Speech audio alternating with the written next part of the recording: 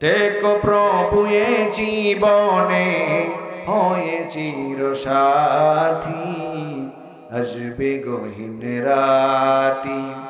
আমার আমার বলে যখন কাউকে পাব না, সেদিন আমার শূন্য হিয়ায় তুমি থেকো সান্ত্বনা, তুমি থেকো সান্ত্বনা।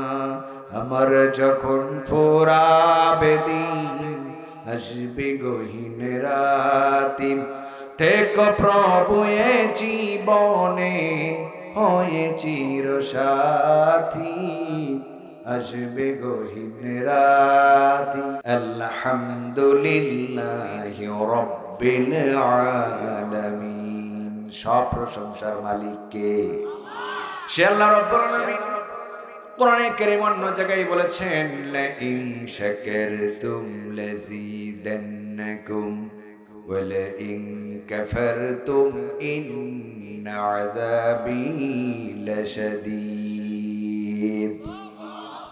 আল্লাহ রাব্বুল আলামিন বলেছেন, দুনিয়ার মানুষেরা শোনো, আমি আল্লাহ রাব্বুল আলামিন তোমাদের যে নিয়ামত দান করেছি, এই নিয়ামতের যদি শুকরিয়া আদায় করো, আমি আল্লাহ রাব্বুল আলামিন এই দুনিয়ারে তোমাদের নিয়ামত বাড়ায়া দেব। এই জন্য সব জায়গায় শুকরিয়া আদায় করতে হবে কার? সে আল্লাহ রাব্বুল আলামিন।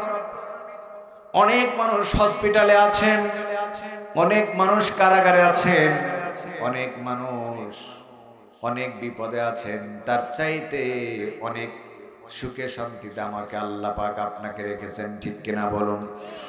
সে আল্লাহ রাব্বুল আলামিন এই দুনিয়াটা সৃষ্টি করেছেন। দুনিয়া সৃষ্টির উদ্দেশ্য অন্য কিছুই নয়। আল্লাহ রাব্বুল আলামিন বলেছেন, ওয়ামা খালাকাতুল জিন্না ওয়াল ইনসা ইল্লা লিয়াবুদুন। আল্লাহ রাব্বুল আলামিন বলেছেন, মানুষ আর জিন জাতিকে সৃষ্টি করা হয়েছে শুধুমাত্র কার গোলামি করার জন্য? আল্লাহ রাব্বুল আলামিনের গোলামি করার জন্য। দুনিয়ার কোন মানুষকে ভয় পাওয়া যাবে না। আপনার হায়াত যতক্ষণ আছে কেউ আপনাকে মারতে পারবে না। আর আল্লাহ যদি আপনার মরণ দেন, কেউ আপনাকে বাঁচাতে পারবে? সব ক্ষমতার মালিক কে? সে আল্লাহর পক্ষে আমাদের থাকতে হবে, কথা ঠিক কিনা বলেন? বাংলাদেশের এক শ্রেণী নাস্তিক মোরতাদ ইসলামের বিরুদ্ধে, কোরআনের বিরুদ্ধে, নবীর বিরুদ্ধে অপপ্রচার চালায়।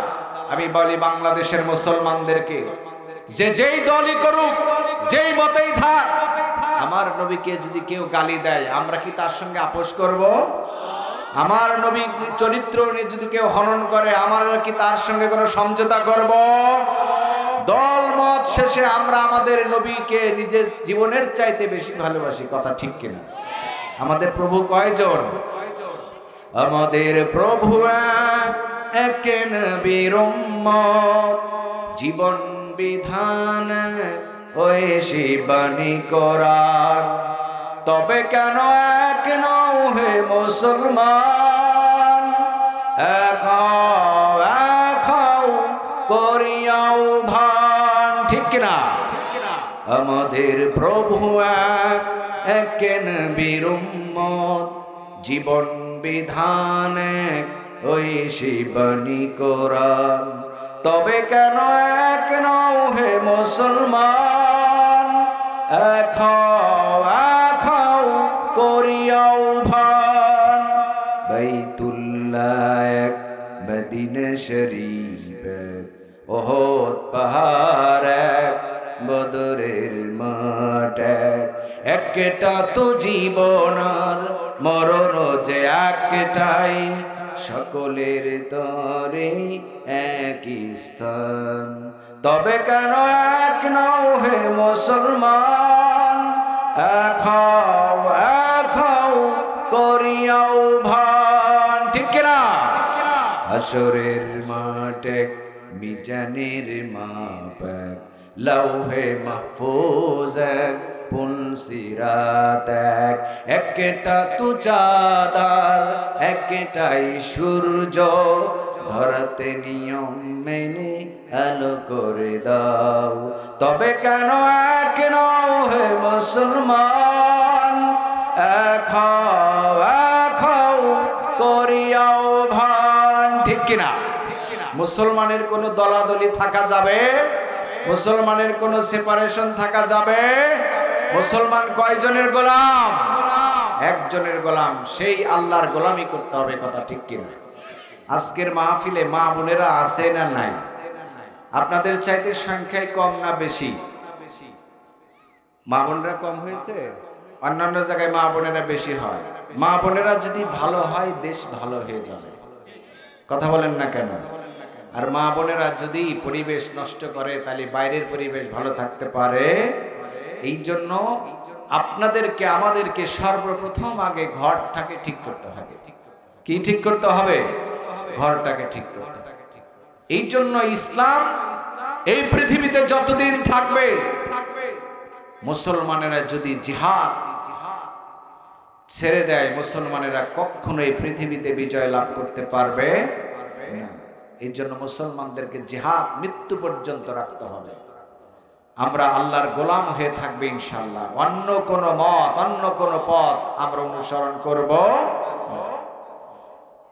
এর আগের বক্তা যিনি বলেছেন জীবনটা দিতে হবে নবীর জন্য, ভালোবেসে জীবনকে কোরবান করতে হবে আল্লাহর জন্য। এই জন্য আল্লাহ রাব্বুল আলামিন কোরআনে কারীমের মধ্যে সুন্দর করে বলে দিয়েছেন, কুল ইন কুনতুম তুহিব্বুনাল্লাহ ফাত্তাবিউনি ইউহিব্বুকুমুল্লাহ ওয়া ইয়াগফির লাকুম যুনুবাকুম ওয়া নাশহাদু আন্না সাইয়্যিদানা ওয়া হাবিবানা ওয়া মাওলানা মুহাম্মাদান আবদুহু ওয়া রাসূলুহু الذي أرسله بالحق بشيرا ونذيرا وداعيا إلى الله بإذنه وسراجا منيرا فقد قال الله تعالى في كلامه المجيد وفرقانه الحميد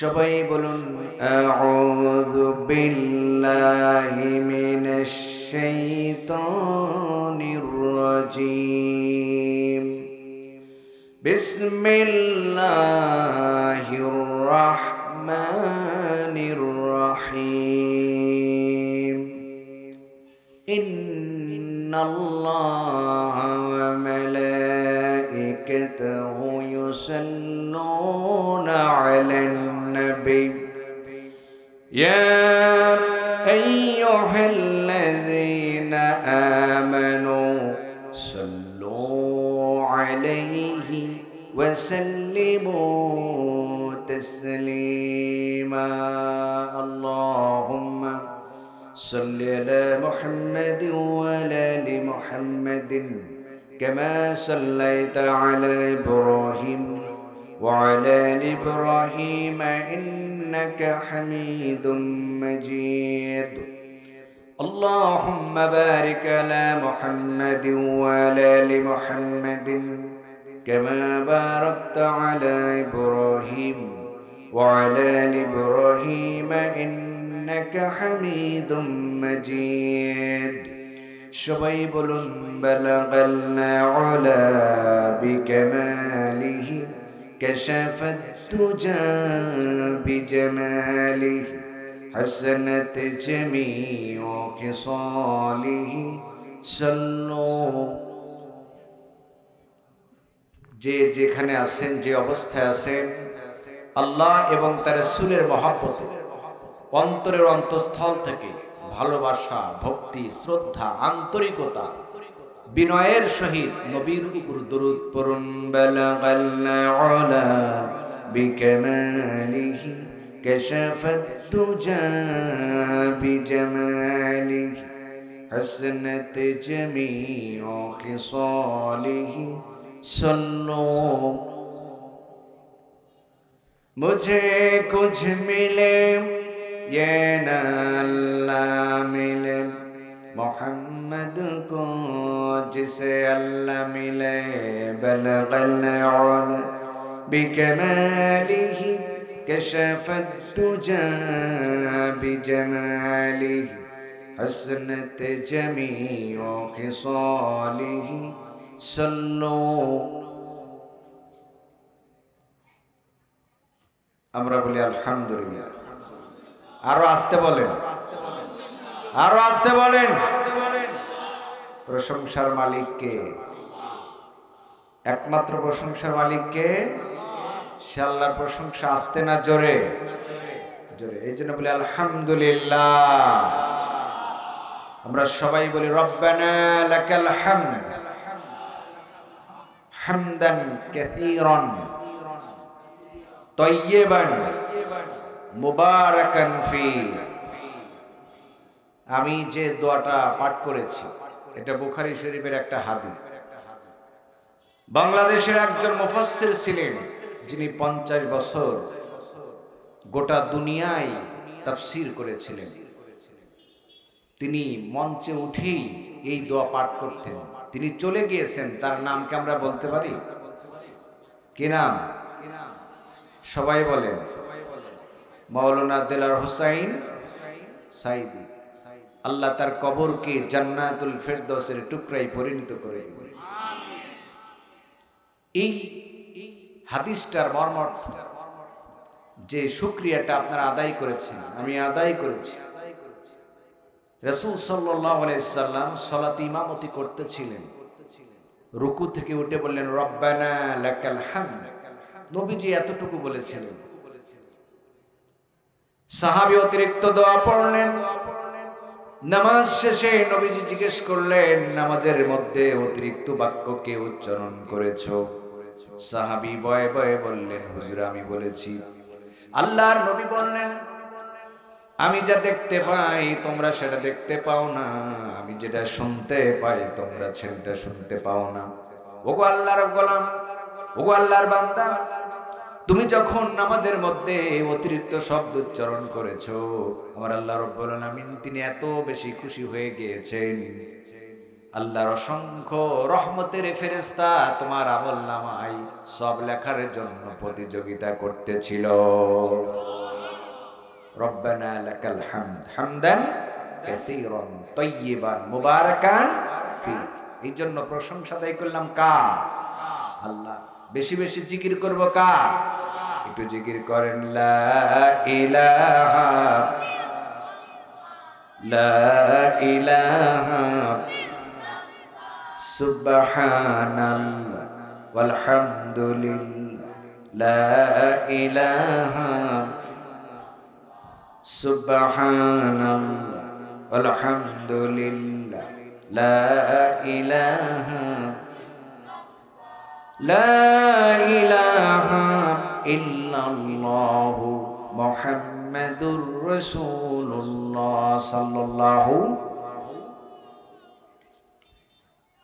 খাজা মঈনুদ্দিন চিশতি রাহিমাহুল্লাহ জামে মসজিদের উদ্যোগে ৫ম বার্ষিক ওয়াজ মাহফিলে আল্লাহ রাব্বুল আলামিন আজকে যাকে প্রধান অতিথি হিসেবে কবুল করেছেন, ডক্টর ব্যারিস্টার চৌধুরী ইশরাক আহমেদ সিদ্দিকী, সম্মানিত সদস্য সচিব গাজীপুর জেলা বিএনপি। আল্লাহ পাক তাকে ইসলামের জন্য কবুল করুন। বিশেষ অতিথিবৃন্দ জনাব আলহাজ নুরুল ইসলাম শিকদার, আলহাজ এম আনোয়ার হোসেন, জনাব মাহমুদ সরকার, জনাব মহসিনুজ্জামান, আল্লাহ সকলকে ইসলামের জন্য কবুল আর মঞ্জুর করে নিন। প্রধান পৃষ্ঠপোষক আলহাজ মোহাম্মদ আব্দুল মান্নান দেওয়ান, উদ্বোধক জনাব রিজভী আহমেদ দুলাল, পৃষ্ঠপোষক আলহাজ ডাক্তার মোহাম্মদ বখতিয়ার, সকলকে আল্লাহ পাক ইসলামের জন্য কোরআনের জন্য কবুল আর মঞ্জুর করুন, বলুন আমিন। আপনাদের কি ঘুম লাগছে? ঘুম লাগছে মনে হয়। এত সুন্দর বয়ান শুনলেন, খুবই সুন্দর বক্তৃতা করতেছিলেন, মাশাআল্লাহ। যিনি বক্তব্য রেখেছেন এতক্ষণ ওনার কণ্ঠটা খুব সুন্দর, ঠিক কিনা? এই জন্য ঘুম একটু সারানোর জন্য একটু তাকবীর দিয়ে আপনারা একটু উত্তর দেন, লিল্লাহে তাকবীর। আপনারা যে উত্তর দিয়েছেন বাংলাদেশের বর্ডার বেনাপোল থেকে শোনা গিয়েছে নাকি 500 গজ দূরে থেকে শোনা গিয়েছে? তাকবীর হবে মুসলমানের মতো, একটু লাউডলি উচ্চ স্বরে উত্তর দেবে, লিল্লাহে তাকবীর, লিল্লাহে তাকবীর, আল কোরআনের আলো, আল হাদিসের আলো। কোরআন আছে যেখানে, বন্ড পীর যেখানে, আলেম ওলামা যেখানে, গান বাজনা যেখানে, খিচুড়ি আছে যেখানে। আসলে কেউ খিচুড়ির জন্য আসে, কেউ জিলাপির জন্য আসে, কেউই বিরিয়ানির জন্য আসে। আমরা কি শুনতে এসেছি? কোরআন। এই জন্য আল্লামা দেলোয়ার হোসেন সাঈদী রাহিমাহুল্লাহ তিনি মঞ্চ উঠেই বলতেন, আমরা দুনিয়ার কোন মানুষের কথা শুনতে আসিনি, আমরা কি শুনতে এসেছি? আল্লাহর কোরআন। আমি অনেক বড় আলেম না, অনেক বড় জ্ঞানী গুণী ব্যক্তি নয়, আমি একজন আল্লাহর অধম নগণ্য গোলাম। আল্লাহ যদি আমাকে কিছু বলার তৌফিক দেন তাইলে বলতে পারবো, ঠিক কি না? এখানে অনেক জ্ঞানী গুণী আলেম ওলামা আছেন যাদের ছাত্র হওয়ার আমি যোগ্য না। আপনারা আমার জন্য দোয়া করবেন, যতক্ষণ কথা বলবো আল্লাহ পাক যেন এই মুখ দিয়ে হক কথা, সঠিক কথা আল্লাহ যেন বলার তৌফিক দান করুন, বলুন আমিন। আপনারা কি সত্যি মাহফিলে এসে খুশি হয়েছেন? এই জন্য আবার বলে আলহামদুলিল্লাহ। আল্লাহ রাব্বুল আলামিন কোরআনে কারীমের শুরুতেই নিজের প্রশংসা দিয়ে শুরু করেছেন। আল্লাহ রাব্বুল আলামিন বলেছেন, আলহামদুলিল্লাহি রাব্বিল আলামিন। সব প্রশংসার মালিক কে? সে আল্লাহ রাব্বুল আলামিন। কোরআনে কারীম অন্য জায়গায় বলেছেন, লা ইন শাকারতুম লাযীদান্নাকুম ওয়া লা ইন কাফারতুম ইন্না আযাবী লাশাদীদ।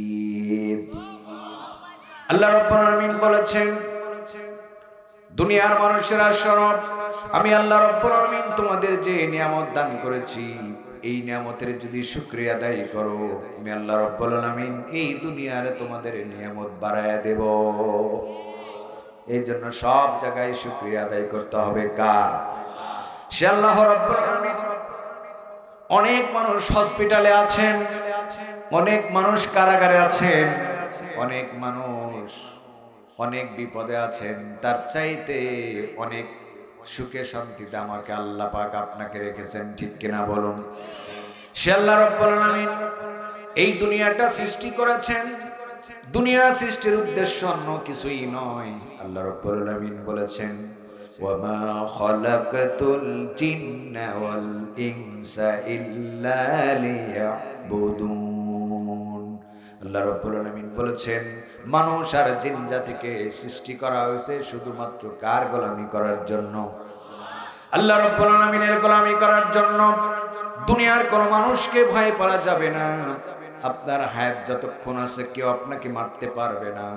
আর আল্লাহ যদি আপনার মরণ দেন, কেউ আপনাকে বাঁচাতে পারবে? সব ক্ষমতার মালিক কে?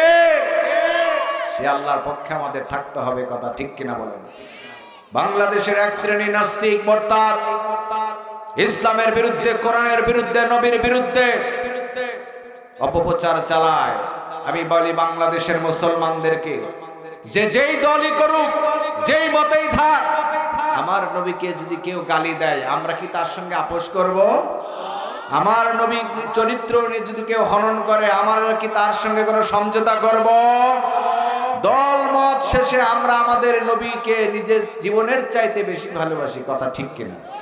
আমাদের প্রভু কয়জন? আমাদের প্রভু এক নবীর উম্মত, জীবন বিধান ওই শিবানী কোরআন। তবে কেন এক নও হে মুসলমান, এক হও করিয়াও ভান, ঠিক কিনা? আমাদের প্রভু এক নবীর উম্মত, জীবন বিধান ওই শিবানী কোরআন। তবে কেন এক নও হে মুসলমান, এক হও করিয়াও ভান। বাইতুল্লাহ এক, মদিনা শরীফ এক, ওহদ পাহাড় এক, বদরের মাঠ একটা তো জীবন আর মরণ যে একটাই, সকলের তরে একই স্থান। তবে কেন এক নও হে মুসলমান, এক হও করিয়াও ভান। ঠিক কিনা?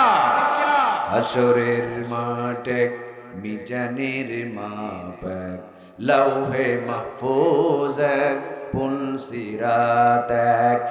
একটা তো চাঁদার একটাই সূর্য, ধরাতে নিয়ম মেনে আলো করে দাও। তবে কেন এক নও হে মুসলমান, এক হও করিয়াও ভান। ঠিক কিনা? মুসলমানের কোনো দলাদলি থাকা যাবে? মুসলমানের কোনো সেপারেশন থাকা যাবে? মুসলমান কয়জনের গোলাম? একজনের গোলাম, সেই আল্লাহর গোলামি করতে হবে। কথা ঠিক কিনা? আজকের মাহফিলে মা বোনেরা আছে না নাই? আপনাদের চাইতে সংখ্যায় কম না বেশি? মা বোনেরা কম হয়েছে? অন্যান্য জায়গায় মা বোনেরা বেশি হয়। মা বোনেরা যদি ভালো হয়, দেশ ভালো হয়ে যাবে। কথা বলেন না কেন? আর মা বোনেরা যদি পরিবেশ নষ্ট করে, তাহলে বাইরের পরিবেশ ভালো থাকতে পারে। এই জন্য আপনাদেরকে আমাদেরকে সর্বপ্রথম আগে ঘরটাকে ঠিক করতে হবে। কি ঠিক করতে হবে? ঘরটাকে ঠিক করতে হবে। এই জন্য ইসলাম এই পৃথিবীতে যতদিন থাকবে, মুসলমানেরা যদি জিহাদ ছেড়ে দেয়, মুসলমানেরা কখনো এই পৃথিবীতে বিজয় লাভ করতে পারবে না। এই জন্য মুসলমানদেরকে জিহাদ মৃত্যু পর্যন্ত রাখতে হবে। আমরা আল্লাহর গোলাম হয়ে থাকবে ইনশাআল্লাহ। অন্য কোন মত, অন্য কোন পথ আমরা অনুসরণ করব। এর আগের বক্তা যিনি বলেছেন, জীবনটা দিতে হবে নবীর জন্য, ভালোবেসে জীবনকে কোরবান করতে হবে আল্লাহর জন্য।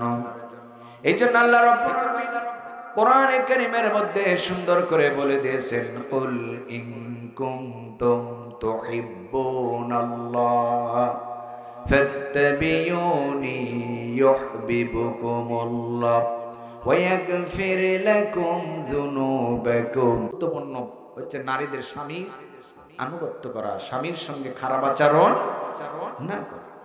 সম্মানিত ভাইয়েরা, খাদিজা রাদিয়াল্লাহু তাআলা এভাবে করে আমার নবীকে সম্মান করলেন, ইজ্জত করলেন। জীবনে তিনি কখনো স্বামীর সঙ্গে খারাপ আচরণ করেন নাই। কিন্তু আমাদের দেশে খারাপ আচরণ হয়ে যাচ্ছে। আবার অনেক ভাই আছেন কারণে অকারণে স্ত্রীদেরকে চোরের মতো পিটায়। আছে না নাই? স্ত্রীকে আদর করা লাগবে, মাঝে মাঝে গিফট দেওয়া লাগবে। কিন্তু গিফট তো স্ত্রীকে দেন না, দেন হলো বান্ধবী। কথা বলে না কে? আপনারা দেন না, আপনারা ভালো মানুষ। অন্যান্য জায়গার কথা বলতেছে। মাঝে মাঝে গিফট দিবেন, নতুন নতুন গিফট দিবেন স্ত্রীকে, সে খুশি হবে।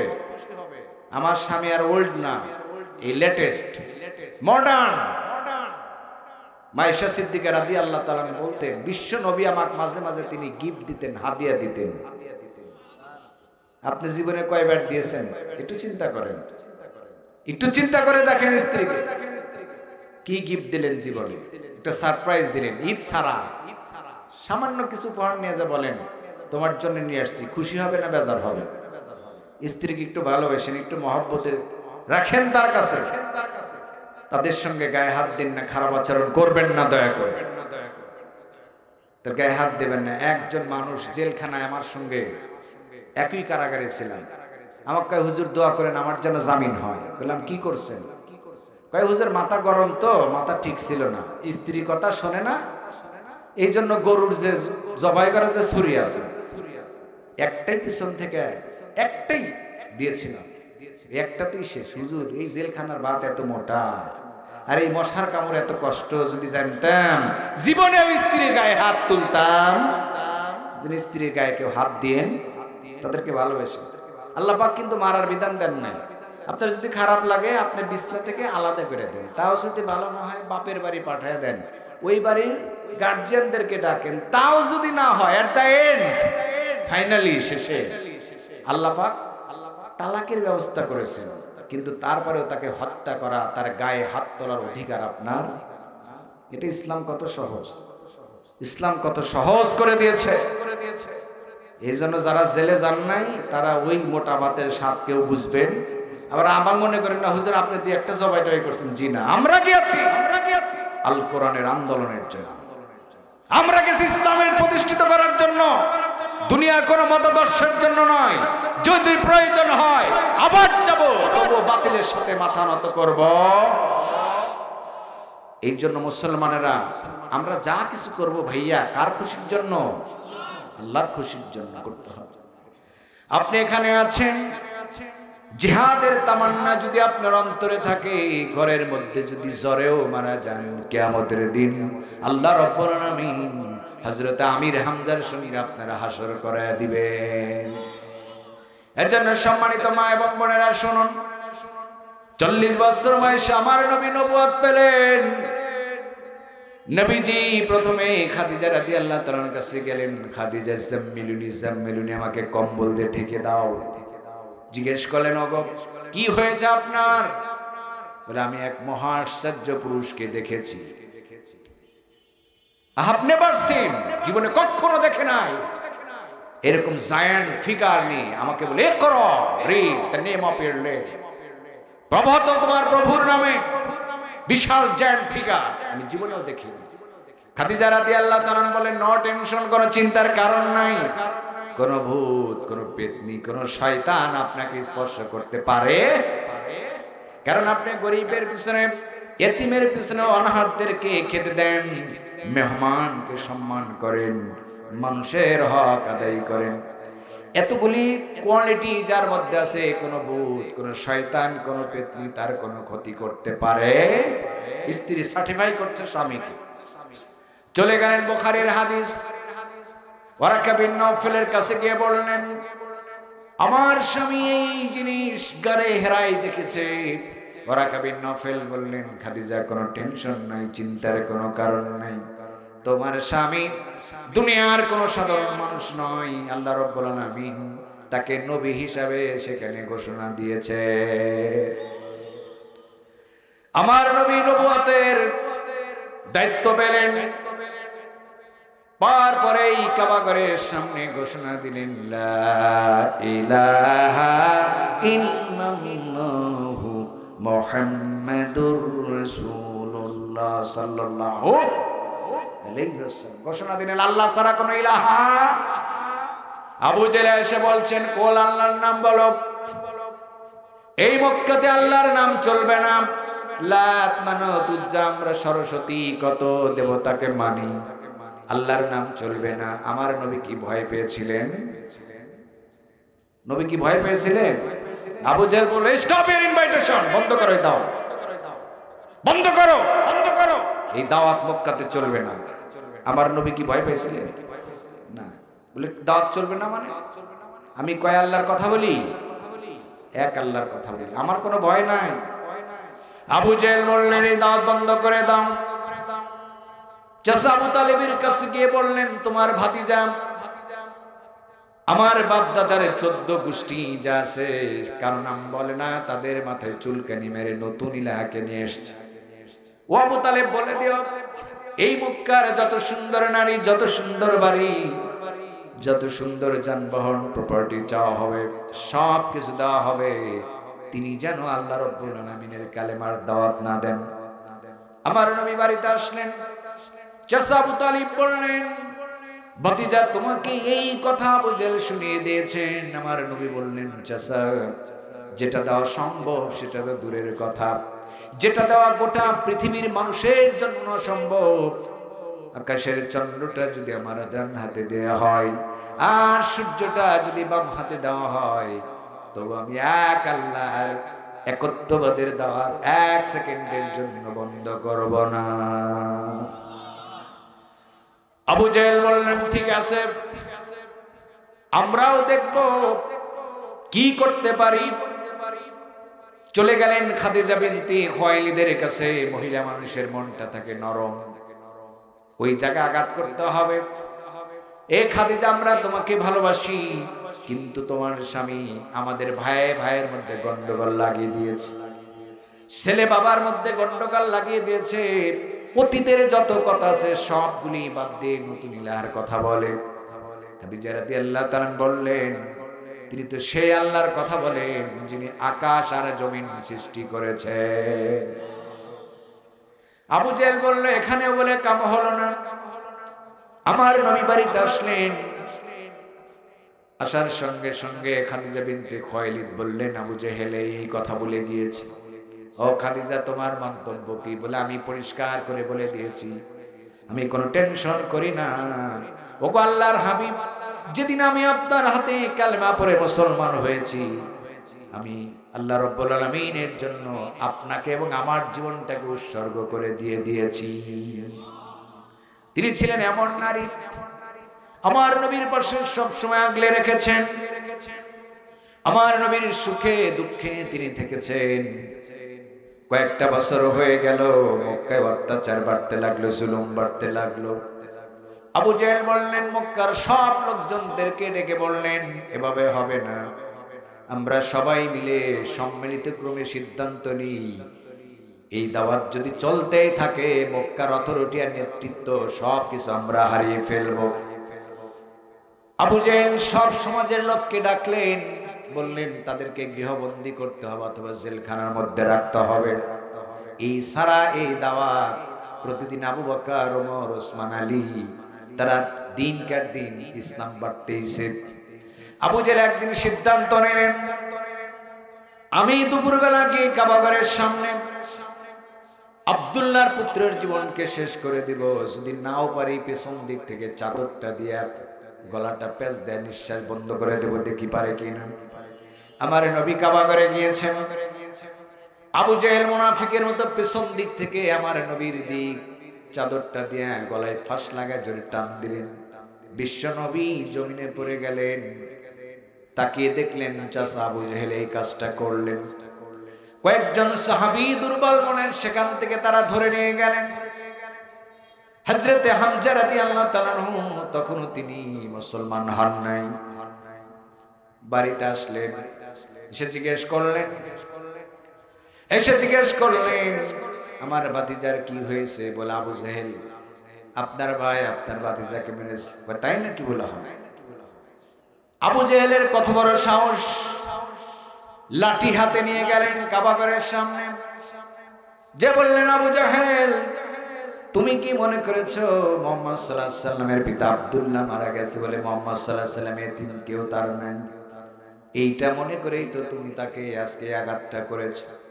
এরে আবু জেহেল শুনে রাখ, মুহাম্মদ সাল্লাল্লাহু আলাইহি সাল্লামের পিতা আব্দুল্লাহ মারা গেছে, কিন্তু চাচা আমির হামজা এখন পর্যন্ত জীবিত আছে। হাতের লাঠি দিয়ে আবু জেহেলের মাথায় এমন ভাবে আঘাত আনলেন, আবু জেহেলের মাথা ফেটে রক্ত বেরিয়ে এলো। হযরত হামজা বাড়ি ফিরলেন, রাসূল করিম সাল্লাল্লাহু আলাইহি সাল্লামকে বললেন, বাবা ওঠো, তোমাকে মেরেছে বলে আমি আবু জেহেলের মাথাটা ফাটায় দিয়ে এসেছি। হযরত হামজা কথা বললেন, আমার নবী বললেন, চাচা কার মাথা ফাটিয়ে দিয়ে এসেছেন এই বললে আমি খুশি হব না। হযরত হামজা বললেন, ভাতিজা তুমি কি হলে খুশি হবে? চাচা গো, একটিবার যদি আপনার মুখে শুনতে পাই ঈমানের কালেমা। হযরত হামজা বলেন, মুহাম্মদ সাল্লাল্লাহু আলাইহি সাল্লাম, আমি বুঝতে পারলাম তুমি কোনো সাধারণ মানুষ নয়। সাধারণ মানুষ হলে প্রতিশোধে বিশ্বাসী হতে, খুশি হতে, প্রতিশোধে বিশ্বাসী হও নাই। তুমি অবশ্যই আল্লাহর নবী, কোনো সন্দেহ আমার নাই। তুমি সাক্ষী থাকো, আমি পড়ে নিলাম লা ইলাহা ইল্লাল্লাহু মুহাম্মাদুর রাসূলুল্লাহ, লা ইলাহা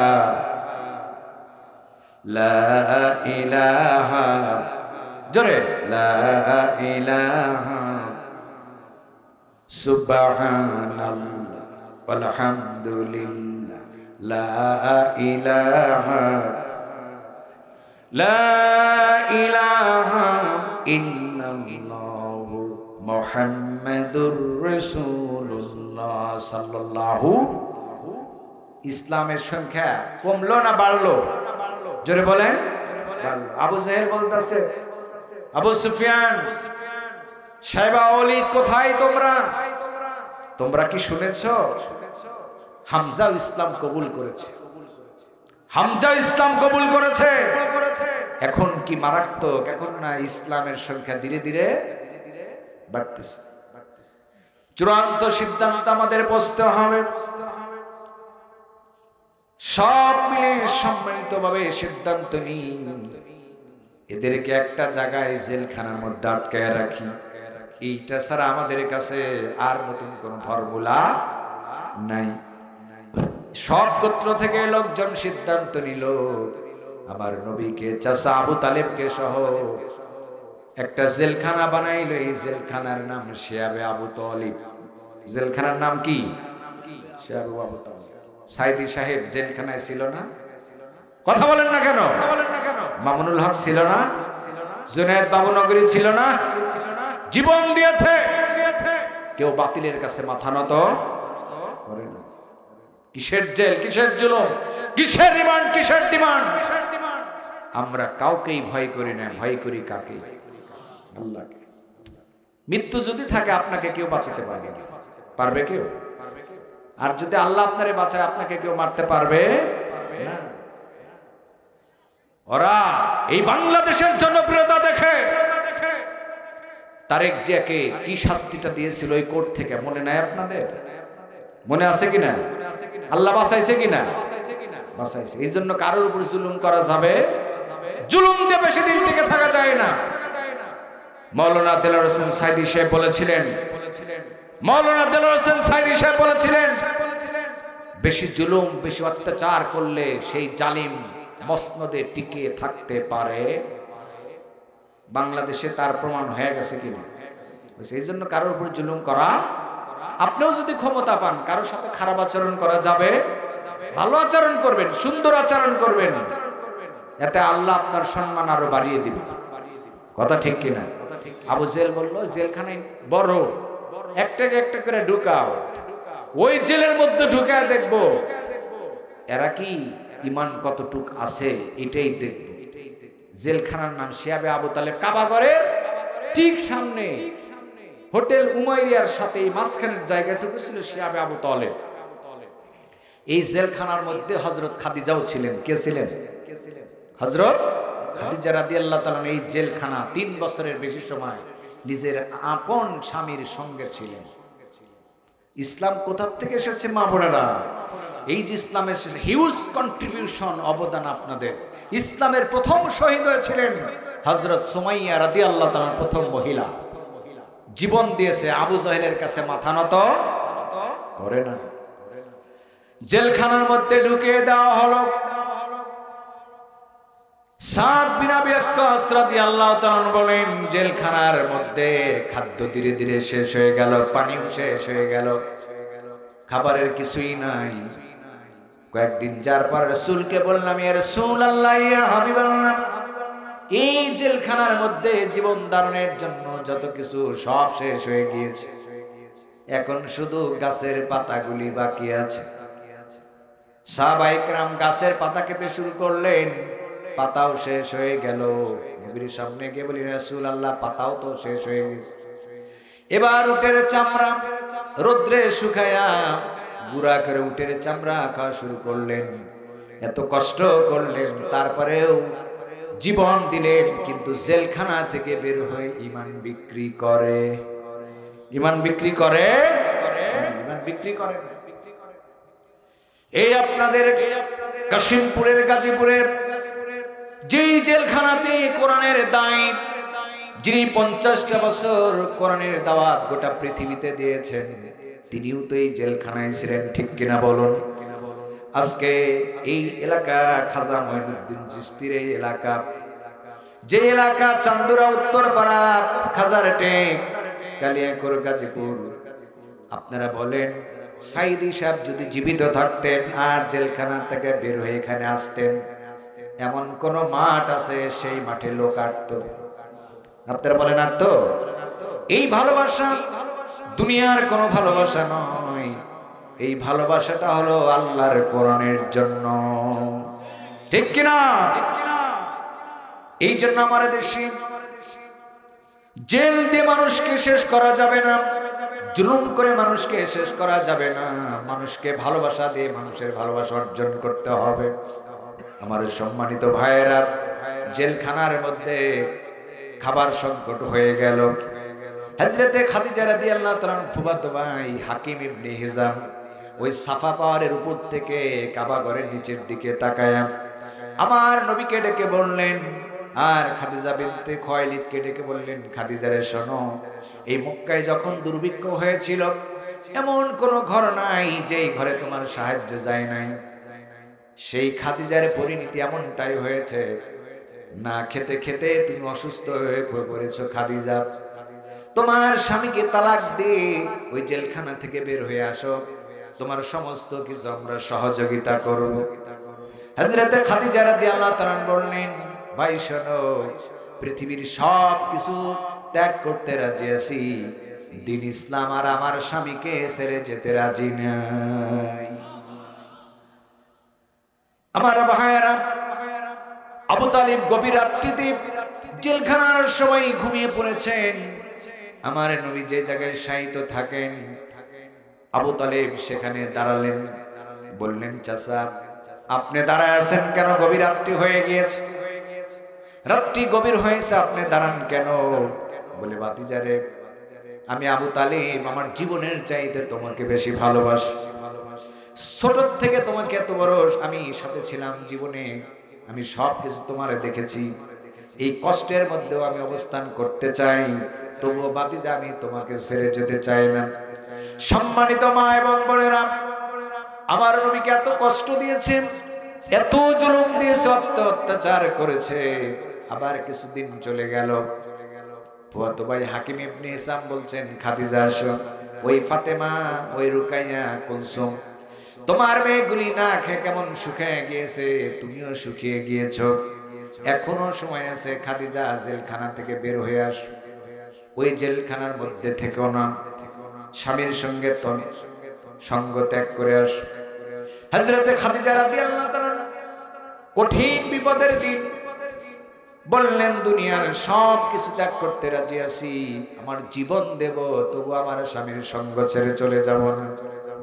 আল্লাহ পাক তার আমলনামায় এত বেশি খুশি হয়ে গিয়েছেন এই কাজগুলি করার জন্য। ভাইয়েরা, সম্মানিত ভাইয়েরা, ইসলামের জন্য ও আমার মা বোনেরা, বিশ্বনবীর স্ত্রী তার সঙ্গে জেলখানায় থাকলেন 3টা বছরের অধিক, কিন্তু কখনো স্বামীর বিরুদ্ধে অভিযোগ দেয় নাই। আজকে যদি সকালবেলার রান্না করার তরকারি ঘরে না থাকে, দুপুরবেলা স্বামীর 14 গোষ্ঠী ধুইয়া দেয়, আছে না নাই? এটা কি কেমন স্বামীর প্রতি ভালোবাসা? ও আমার দিনী ভাইয়েরা, ইসলামের জন্য হযরত খাদিজা এত কষ্ট করেছে, এত এত জুলুম সহ্য করেছেন, তবু জীবনে কখনো স্বামীকে ত্যাগ করেন? গভীর রাত্রি হয়ে গিয়েছে, জেলখানার সবাই ঘুমিয়ে পড়েছেন, হযরতে খাদিজা ঘুমান না। বিশ্ব নবী বললেন, খাদিজা গো, জেলখানার সবাই ঘুমিয়ে পড়েছে, আপনি কেন ঘুমান না? হযরতে খাদিজা রাদিয়াল্লাহু তাআলা বললেন, কেন আমি ঘুমাবো? ঘুমের তো আমার প্রয়োজন নাই, কারণ সবাই ঘুমিয়ে গিয়েছেন, যার যার ক্লান্ত শরীর নিয়ে। আমি আমার জীবনের চাইতে আপনাকে বেশি ভালোবাসি, আমি ঘুমিয়ে যাবেন, আর ওই কাফেররা অন্য জায়গায় থেকে টিকটা আপনাকে মারবে, আপনি দুনিয়া থেকে বিদায় হয়ে যাবেন। আমি এই জন্য জাগ্রত হই, আমার জীবন চলে যাবে, কিন্তু আমার নবীর যেন কোনো কিছু না হয়ে যায়। এই ছিল নবী প্রেমিক, এই ছিল রাসূল প্রেমিক। আমরা সেই নবীর উম্মত হয়ে নবীকে ভুলে গিয়েছি, কথা ঠিক কিনা? আজকের এই মসজিদের মাহফিল, হায়াতের মৌতের মালিক একমাত্র কে? আল্লাহ। এই পৃথিবীতে বসবাস করেন আল্লাহ এবং রাসূলের পরে নিজের আপন বাপ মায়ের চাইতে কেউ আছে? কিছু আছে? কেউ নাই। এখানে যারা চাকরি করেন এই অঞ্চলে, বাংলাদেশের ৬৬ ডিস্ট্রিক্ট, সেই যে গ্রামে মা বাপকে রেখে আসছেন, আর সুন্দরী বউ পায়া মা বাপের কোনোদিন খোঁজ নেন? এরকম মানুষ আছে না নাই? আছে। মায়ের চাইতে আপন, বাবার চাইতে আপন পৃথিবীতে কেউ নাই। করোনা যখন আসলো প্রথম, ইটালির রোগী প্রথম এসে এয়ারপোর্টে নামছে। ইটালি থেকেই ফোন দিছে আমি করোনায় আক্রান্ত। ইটালি থেকে ফোন দিছে করোনায় আক্রান্ত।